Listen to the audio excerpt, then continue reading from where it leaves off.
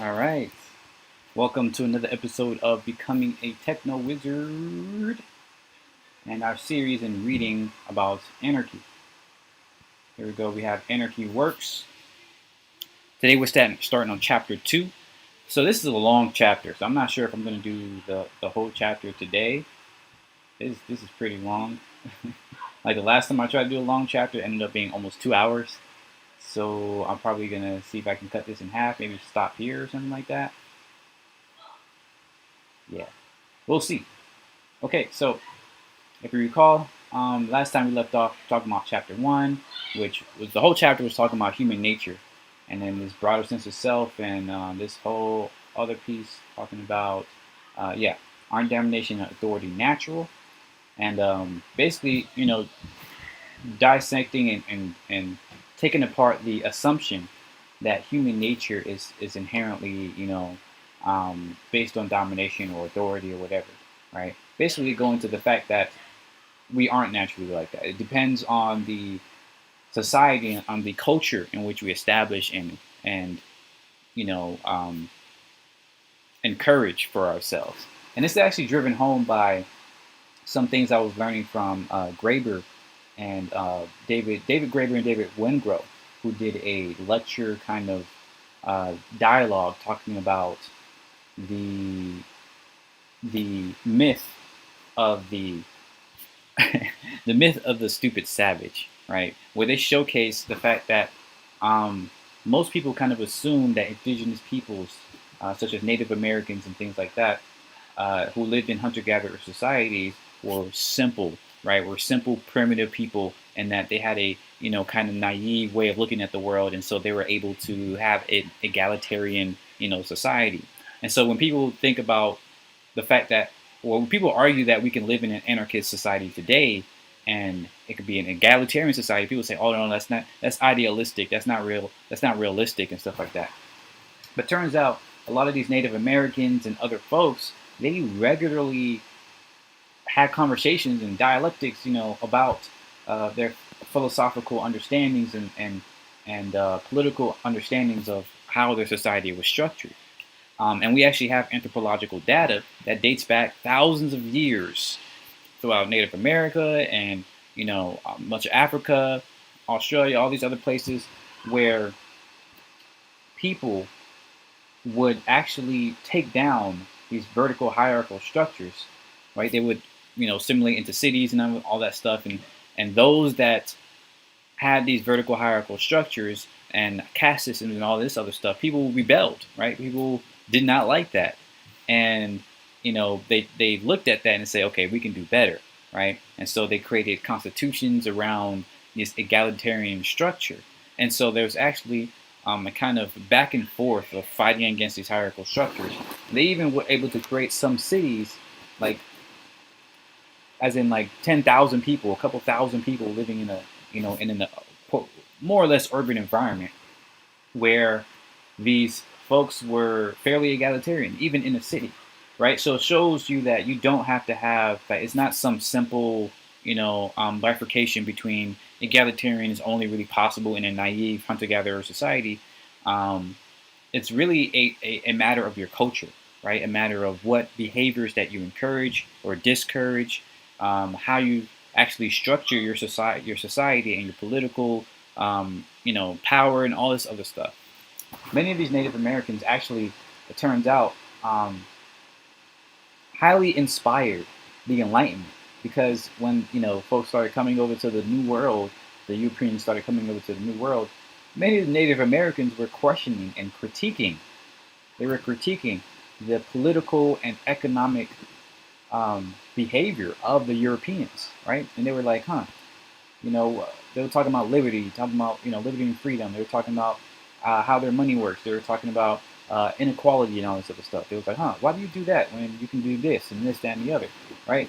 And many of these Europeans would then use their arguments, their critiques, to critique their own, hierarchical structure from the perspective of the Native Americans, because they couldn't do it themselves, right? They were too scared of being attacked or killed even by the people in power, by the aristocracy. And so many of the Native Americans their words. Like there's this one dude by the name of what's his name? All right, hold up, I have it here. Oh, I thought I had it. It's in my bookmarks. I'm terrible with names, so I have to pull this up. But he was a Native American, and he learned many of these different languages, or at least one or two European languages. And he went to Europe. He went to France.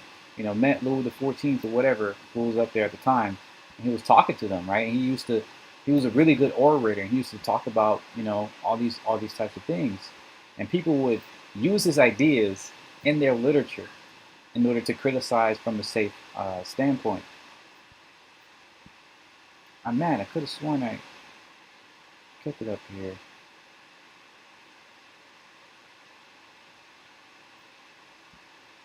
All right, let me check my pocket then. I know it's in there. I was saving a lot of stuff recently. Let's see what's in here right now. So I got to show you all this, and I'll put it in the description too. This is absolutely amazing. But David Graeber, man, I've been learning a lot about him, so I got to read a lot of his work as well. I know I'm going on large tangent, even though this is supposed to be, yeah, this video right here, Graeber and one going the myth of the stupid savage. Why did I do that to myself? But no matter, it's in their description.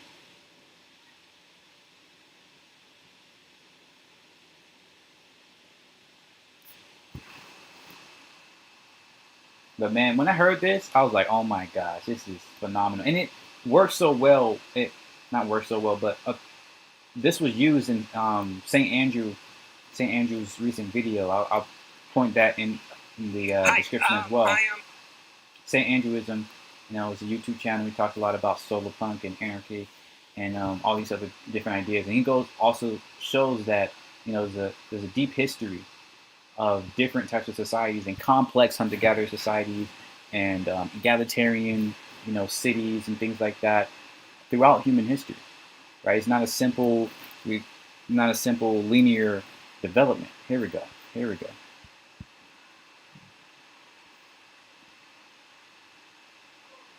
Yeah, the wisdom of Kandiaronk, that's his name. Indigenous criticism, the myth of progress, and the birth of the left. So I won't go too much into it. You can check this out yourself. But basically, it turns out a lot of our assumptions about how society works and how the development of society, happened was a result of Rousseau and people who looked at these, Native Americans, but didn't want to admit, right, that they actually had a complex society.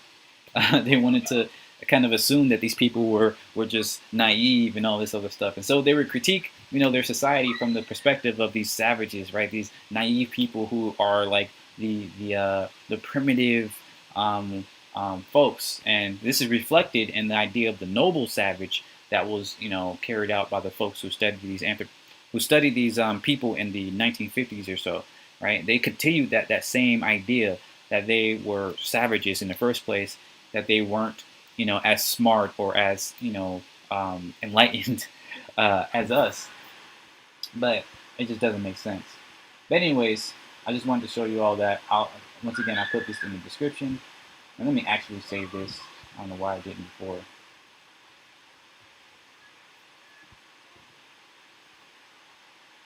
All right. So let's get to reading. All right. I really can't, spend too much time reading now. Just spend 10 minutes talking? Goodness. All right. Decisions. Anarchy is the absence of rulers. Free people do not follow orders. They make their own decisions and come to agreements within their communities and develop shared means for putting these decisions into practice. Yes, very much so. And sorry for the noise. You probably hear my siblings out there, making a fool of themselves. So apologies for that. And folks love to make noise. All right. How will decisions be made? There should be no doubt that human beings can make decisions in non-hierarchical, egalitarian ways. The majority of human societies have been stateless, and many stateless societies have not been governed by the dictates of some big man, but by common assemblies using some form of consensus. Yeah. Numerous consensus-based societies have survived thousands of years, even through European colonialism into the present day, in Africa, Australia, Asia, the Americas, and on the peripheries of Europe. This is very well said, because, again, we kind of assume that um, this authoritarian, dominated, top-down approach is necessary, or is the natural way of doing things. And you also hear this from the idea of the alpha wolf, type of thing. And turns out that alpha wolf was a mistake, right? Turns out that anthropologist, or no, I don't think he's an anthropologist, but the person who was studying wolves only studied wolves in captivity, where they were forced to be in a very closed environment with very few resources and stuff like that. Um, Turns out in the real world, and much of the society, and much of the wild rather, these wolves were just like everything else. Like it wasn't an alpha wolf. The packs were really just family groups. It was like the mother, the father, and the kids, right? And then they would hunt for the kids because the kids weren't able to hunt, and bring back the food and all that stuff. And after a year or two, some of the wolves would leave. Most of them would, but sometimes some wolves would stay with the family. And in certain environments where there were larger pack, or there were larger wolves, there were there were like really complex adoption systems where some wolves would stay with their uncles, stuff like that. It was very interesting. But there is no alpha wolf. There is no actual indication of that. So even in a lot of different aspects of nature, the idea of a top-down authoritarian approach is not actually substantiated. But that's crazy right here. So people from societies in which decision-maker power has been monopolized by the state and corporations may initially find it difficult to make decisions in an egalitarian way. But it gets easier with practice. Fortunately, we all have some experience with horizontal decision making. Right? It's kind of required in many aspects when you don't want to be micromanaged and stuff like that. Most of the most of the decisions we make it in daily life, with friends and hopefully with colleagues and family as well, we make on the basis of cooperation rather than authority. Friendship is precious because it is a space in which we interact as equals, where our opinions are valued regardless of our social status. Groups of friends typically use informal consensus to decide how to spend time together, organize activities, assist one another, and respond to challenges in their daily lives. So most of us already understand consensus intuitively. It takes more practice to learn how to come to consensus with people who are significantly different from us, especially in large groups or when it is necessary to coordinate complex activities. But it is possible. Yeah, and that's kind of the idea, right? It's like, oh, it's too complex. There's no way we can have a consensus based thing. You have to go through all these people. I don't want to have to. Right? We just act like it's too much work, or it's too hard, or it's impossible, right? But no, it is possible, and we see it very often. And quite frankly, it's probably the better way of doing things, because it's less prone to corruption, less prone to mistakes. More open to feedback, more open to innovation, more open to creativity, all this other stuff, and cooperation, things that we value, these soft skills, social behavior, right? Be able to actually communicate with people. We say all these are important in our jobs and our resumes, right? We're looking for people who can communicate, who can cooperate, who's a team player, this, that, and the other. But we don't structure our societies or our businesses or our organizations that way. So it's no wonder that many of us are so poor at these types of skills because we don't practice them. Consensus is not the only empowering way to make decisions. In certain contingencies, groups that are truly voluntary associations can still be empowering for their members when they use majority decision making. Or one person making her own decisions and acting alone can inspire dozens.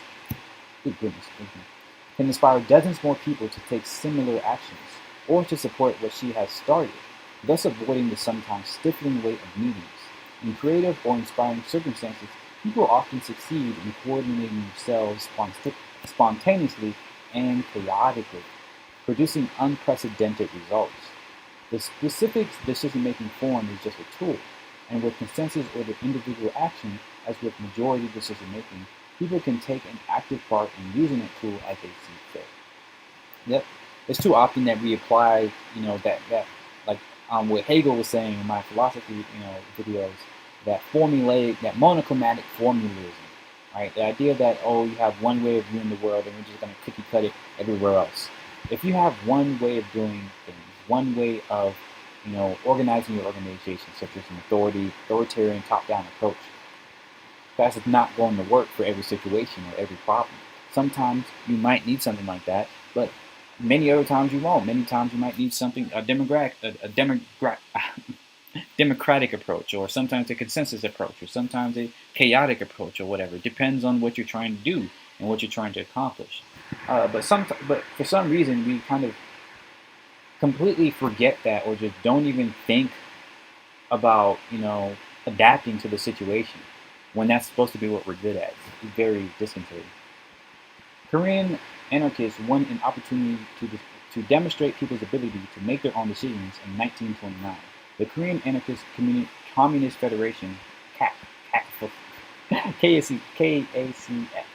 was a huge organization at that time, with enough support that it could declare an autonomous zone in the Shimin province. Wow. Shimin was outside of Korea and Manchuria, but 2 million immigrants lived there. Using assemblies in a decentralized federative structure that grew out of the KACF, they created village councils, district councils, and area councils to deal with matters of cooperative agriculture, education, and finance. They also formed an army spearheaded by the anarchist Kim Jwa-jin, which used guerrilla tactics against Soviet and Japanese forces. KACF sections in China, Korea, and Japan organized international support efforts caught between the Stalinists and the Japanese Imperial Army. The autonomous province was ultimately crushed in 1931. But for 2 years, large populations had freed themselves from the authority of landlords and governors and reasserted their power to come to collective decisions, to organize their day-to-day life, pursue their dreams, and defend those dreams from invading armies. Interesting. So my question is, why did they lose? I'm guessing it's because of that overwhelming force, right? Stalinists and Japanese are fighting on two fronts. You're literally, fighting on two fronts, and both of those have very large and kind of dangerous armies. And of course, some people would say, "Oh, that's why you need, totalitarian regime, or a huge standing army, or this, that, and the other." But like I said before, it's like that's like rooting for the virus, right? Like a virus is super dangerous, and they come in and wreck your shit. As we all know today with the pandemic, the viruses can be very dangerous. But if you're gonna say, oh, that's why we should become a virus, right? Like, no, that's not how you fight a virus. You fight a virus by strengthening your immune system, right? So that it can figure out how to combat that virus. And sure, the immune system is kind of like a standing army, but there's a lot more that goes into it, right? It's very decentralized in effort. Yuri Eldad, thank you for coming to the chat. But I didn't even know you could read. I'm impressed. First one I've ever seen read. Okay, all right, good for you. So one of the most well-known anarchist histories is that of the Spanish Civil War. In July 1936, General Franco launched a fascist group in Spain. From the standpoint of the elite, it was a necessary act. The nation's military officers, landowners, and religious hierarchy were terrified by growing anarchist and socialist movements. The monarchy had already been abolished, but the workers and peasants were not content with representative democracy. The coup did not go smoothly. While in many areas Spain's Republican government rolled over easily and resigned itself to fascism, the Anarchist Labor Union, CNT, and other anarchists working autonomously formed militias, seized arsenals, stormed barracks, and defeated trained troops. Anarchists were especially strong in Catalonia, Aragon, Asturias, oh my goodness, so sorry, and much of Andalusia. Workers also defeated the coup in Madrid and Valencia, where the socialists were strong, and in much of the Basque country. In the anarchist areas, the government effectively ceased to function. Very interesting. So they were going hard over there. In these stateless areas of the Spanish countryside in 1936, peasants organized themselves according to principles of communism, collectivism, or mutualism according to their preferences and local conditions. They formed thousands of collectives, especially in Aragon, Catalonia, and Valencia. Did I just reread this whole thing? No, they're just relisting the countries. Some abolished all money and private property. Some organized quota systems to ensure that everyone's needs were met. The diversity of forms they developed is a testament to the freedom they created themselves. Where once all these villages were mired in the same stifling context of feudalism and developing capitalism, within months of overthrowing government authority and coming together in village assemblies, they gave birth to hundreds of different systems, united by common values like solidarity and self-organization. And they developed these different forms by holding open assemblies and making decisions about their future in common. I would love to know more about those systems and those ways in which they cooperated and made those decisions, because it's cool to hear like, oh yeah, they did a whole bunch of things or a whole bunch of different ways of doing things, but I like to go in depth a little bit. Like what are some of the examples of it? What are some of the examples of these, how these councils worked and how they solved problems, how they dealt with malcontents and all this other stuff. I would like to hear more of those details. Maybe it's in the citations here. Let me save that. I might check that out later.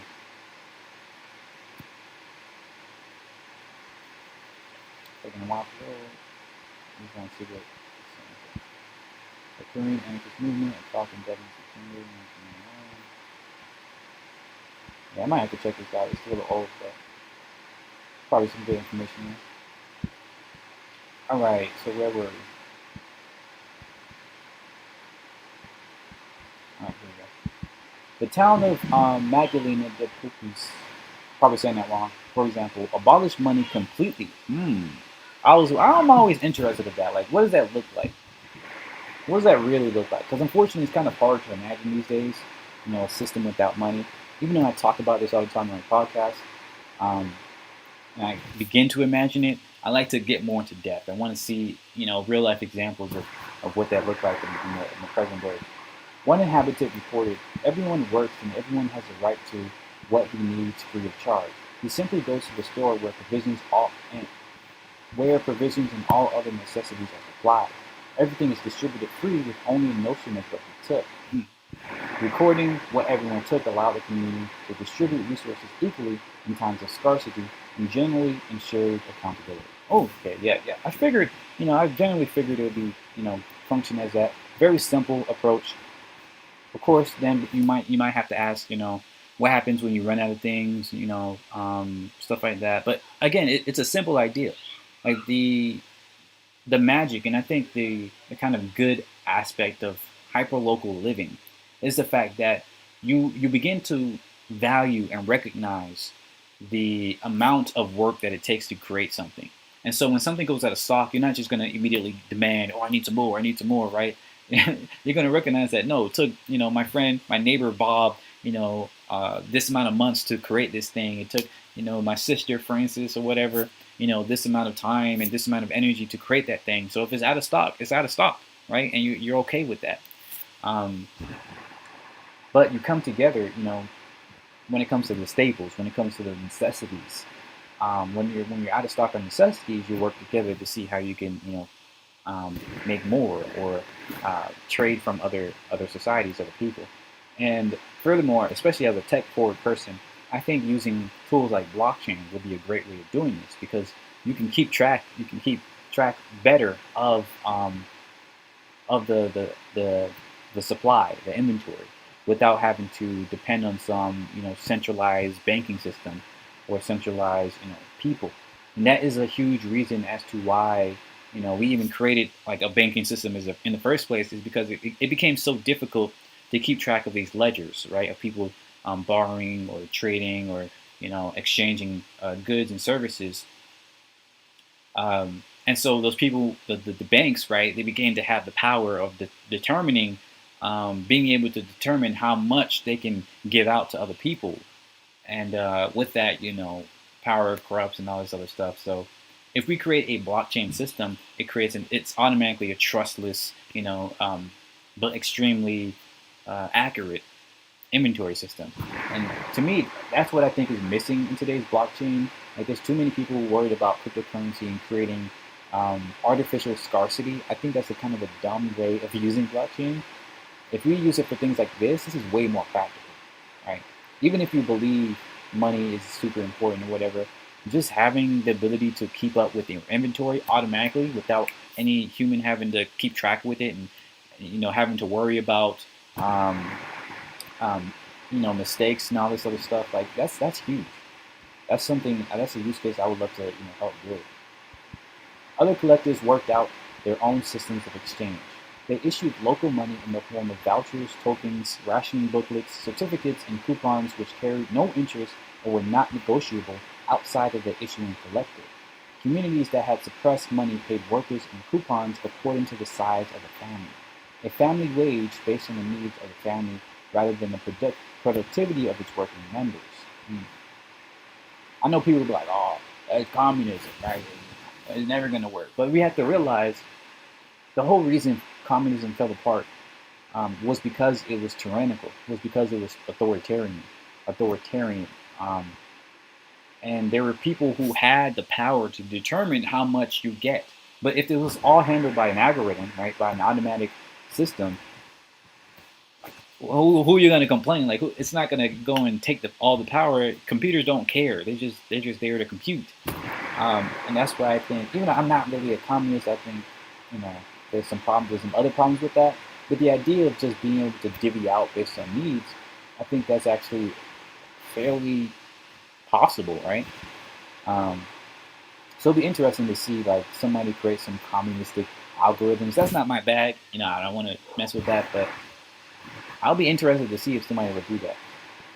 Abundant local goods like bread, wine, and olive oil were distributed freely, while other items could be obtained by means of coupons at the communal depot. And that's the problem too, right? This coupon thing. Like, who determines how much coupon you get, and who determines how much the coupons are worth and all this other stuff. You're just kind of shifting the problem of money down the line. So I'm not sure if this is a good thing. Surplus goods were exchanged with other anarchist towns and villages. There is much experimentation with new monetary systems. In Aragon, there are hundreds of different kinds of coupon and money systems, so the Aragon Federation of Peasant Collectors unanimously decided to replace local currencies with a standard rationing booklet. Though each collective retained the power to decide how goods would be distributed and the amount of coupons workers would receive. Interesting.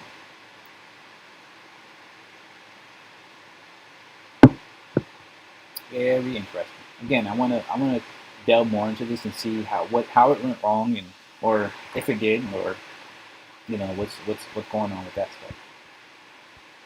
But again, it's good to hear that people have been trying and experimenting with different things. That's always important. All the collectives, once they had taken control of their villages, organized open mass assemblies to discuss problems and plan how to organize themselves. Decisions were made via voting or consensus. Village assemblies generally met between once a week and once a month. Foreign observers surveying them remarked that participation was broad and enthusiastic. Many of the collectivized villages joined with other collectives in order to pool resources, aid one another, and arrange trade.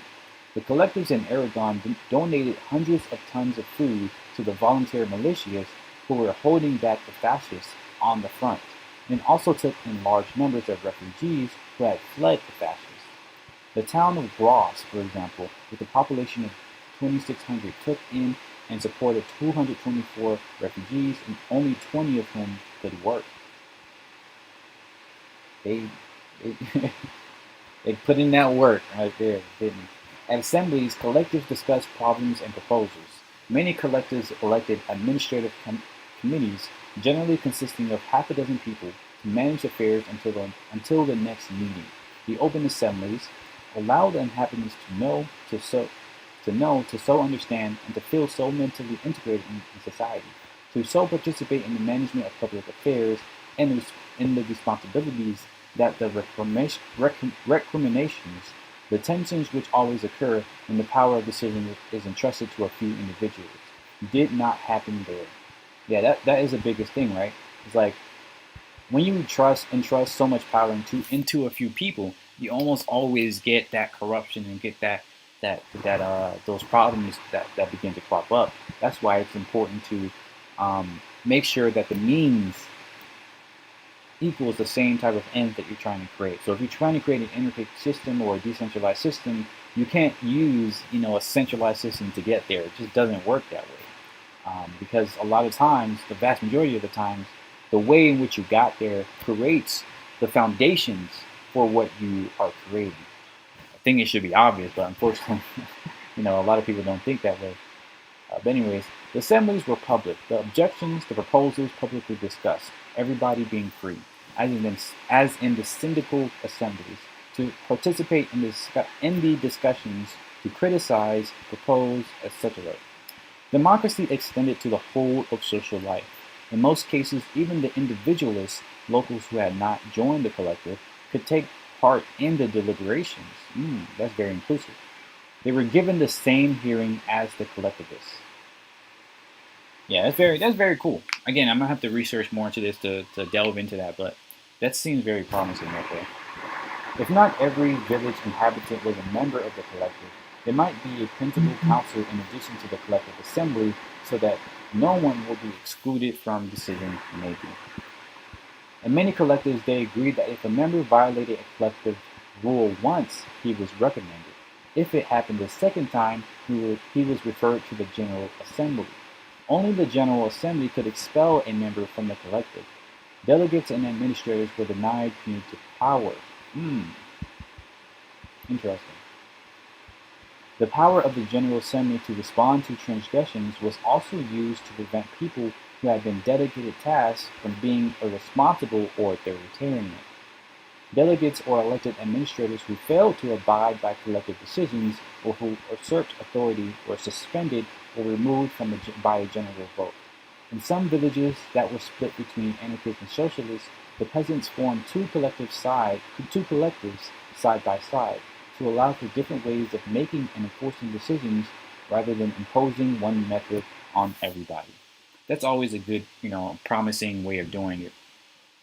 And many other, Native Americans and things like that actually had similarly dynamic institutions, where I recently learned, once again, from that video with Wengrow and Graber, that during the summer, a lot of these Native Americans, not all of them, but many of them, would have like a sort of hunter-gatherer society in very egalitarian nature, very consensus-based decision-making. And then over the winter, when there was less resources available, they would all, like multiple clans would come together to form a city.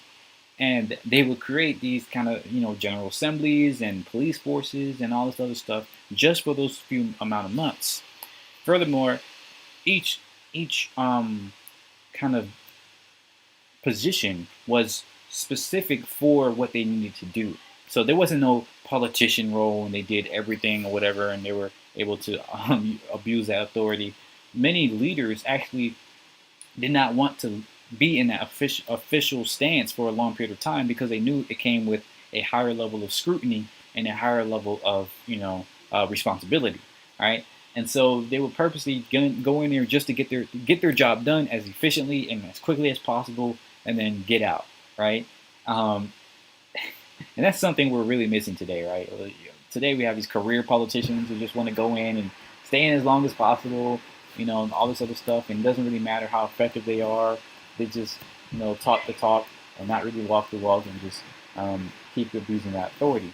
We need to really think about how to create these systems in which, number one, not creating something in which everybody else has to follow the same rules that they may not agree with, and number two, that you're not allowing people to abuse and maintain these systems of authority for long periods of time, because all that does is just builds on the system authority. It allows these people to, consolidate their power.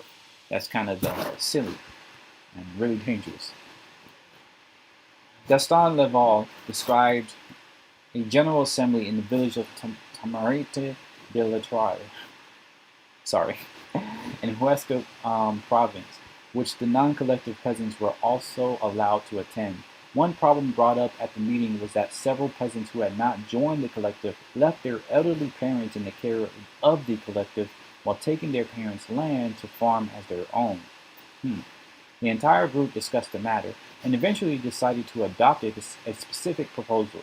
They would not kick the elderly parents out of the collective, but they wanted to hold those peasants accountable. So they decided that the latter had to take care of the parents or else receive neither solidarity nor land from the collective. In the end, a resolution agreed to by an entire community will carry more legitimacy and is more likely to be followed than one handed down by a specialist or a government official. Definitely, right?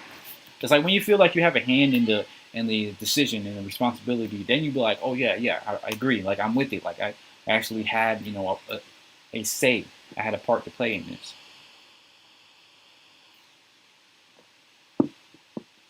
I think that's a huge reason as to why we have such a small amount of participation in our political process. Because most people feel and are right to feel that they have no actual say. Like their vote doesn't matter. People say, oh yeah, every vote matters, but not really. Like a vote doesn't really. It's not the same as a consensus. It's not the same as a dialogue, right? The fact that we choose one person to speak for hundreds and thousands of people without ever actually being able to communicate with that person or hold them accountable for what they're saying and all this stuff, like it's kind of a joke, right? Our current type of democracy is very much a joke. If we really care about democracy, we should be thinking about how to create something like these general assemblies where communities can actually come together and actually discuss what's going on in their community. They don't have to worry about what's going on in that community or that one or that one.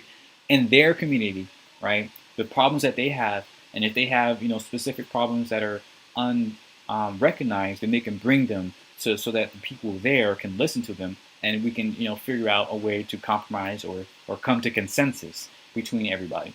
And unfortunately, that's just not even in the conversation these days. Not really. Important decisions also took place at work in the fields every day.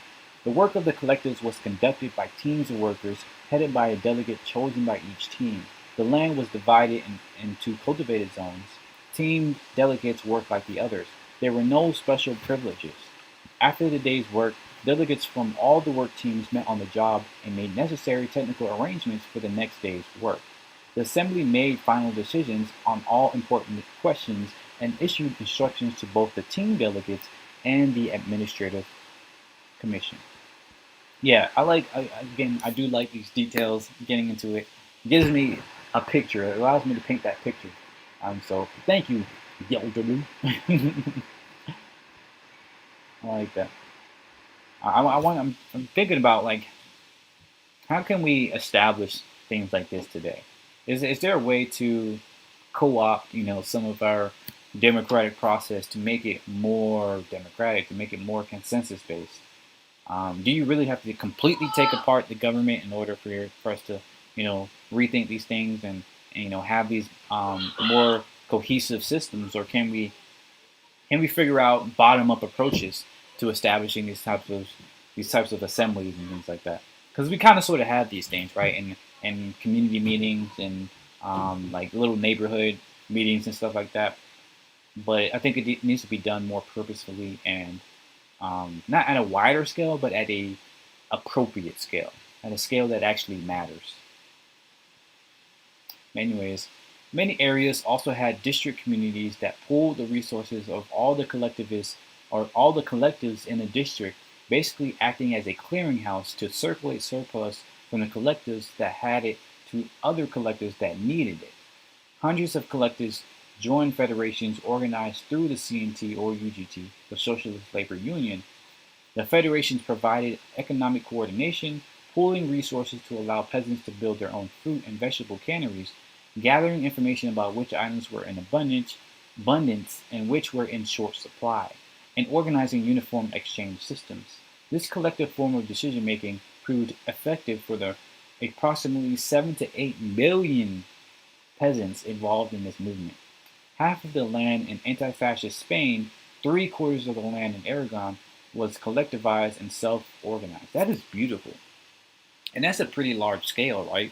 7 to 8 million. That's about as many people as in the expanded city of Atlanta, the whole metro Atlanta area, and many of these other cities. So that's incredible. That's incredible. That's very inspiring right there.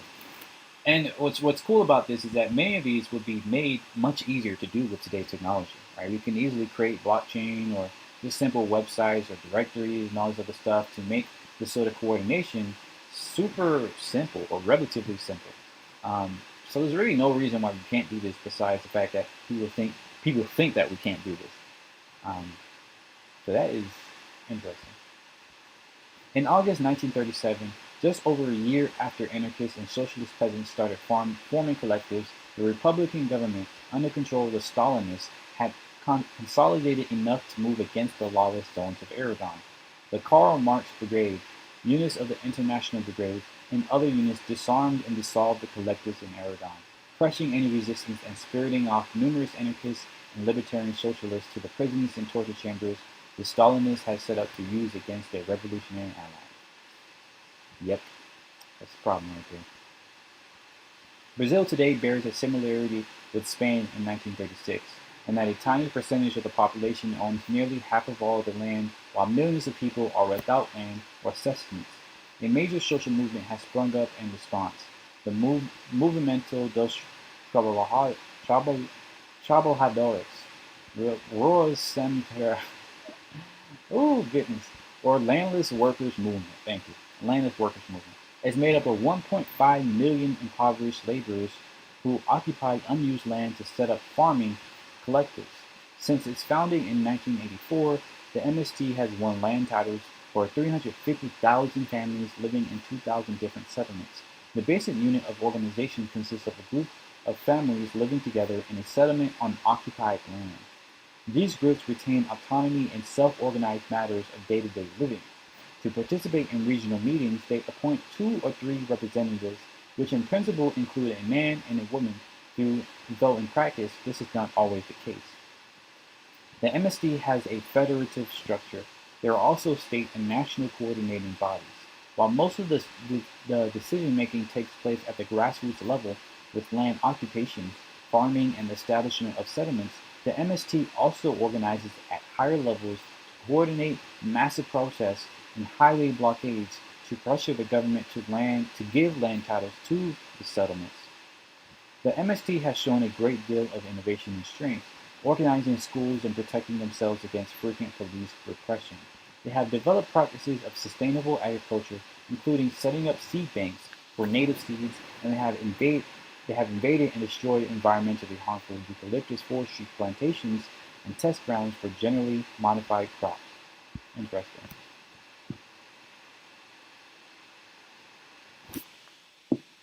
I might end it there, because this is, quite a bit longer. Yeah, I ended there. Pick it up again next week, maybe even tomorrow. We'll see, because I do want to finish this chapter. There's so much to read. But I'll end it there. It's great, learning about this stuff and seeing what's possible, seeing what has happened, what has been, accomplished. And I would love to see more details about, why these things failed and how we can make sure they don't fail again, when we hear about these kind of failures or these defeats by the Stalinists and by other forces that took out these what seems like pretty awesome places, you have to. It's easy to kind of lose hope, to kind of get some despair, right? To feel despair and like, oh, there's no point in doing this. See, they lost, blah blah blah blah. But the fact is that what's done is done, and we just have to learn from it. We have to figure out how to do better, and how to make sure that whatever we do is lasts and everything like that. If not, what's the alternative? Just to give up, just to be like, oh yeah, this is how the way is going to be, and whatever. If you're gonna complain about how the world works and not really have an idea of how to fix it, then what's the point?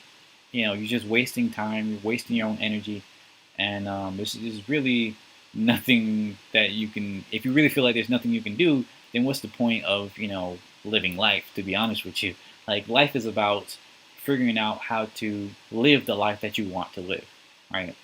So if you really want to live a better life, then figure out how to do it. It's gonna be hard, because it's gonna be hard either way. That's what I always say. Whether it's this anarchy or just finding a job that you like to do, is going to be hard either way, right? But at least if you're doing something that you enjoy, that you believe in, then you'll have more energy, you have more gumption, you'll have more creativity, you have more innovation, more power, more everything in order to get that done. And it will just feel better, right? If you just give up and just, do whatever you feel like needs to be done because somebody else told you it needs to be you need to do it that way, or because you you you know you feel like there's no hope or there's nothing else to do, you're gonna regret it. You're gonna live your entire life feeling like you're not living how you want to live, and you're gonna feel you're not really gonna be getting the most out of life. You're gonna feel terrible the entire time, and then on your deathbed, you're just gonna be regretting your whole life, and then there's really nothing to do, nothing you can do. Um, so I'd rather try my best to make a difference. Right now, that means reading things and learning what has came before. What succeeded, what failed, why, and all this other stuff. Um, and then slowly but surely building my own solutions and my own ideas about how we can live a better world. So I hope you take something away from all that. I hope something from here kind of resonated with you, or whatever. I'd love to know in the comments what are some of the cool things that you got from this specific passage, or what if you've read this yourself. How does this resonate with you? What'd you get from this and everything like that? And what can we do to begin making this world a better place? But I'll end it there. So once again, thank you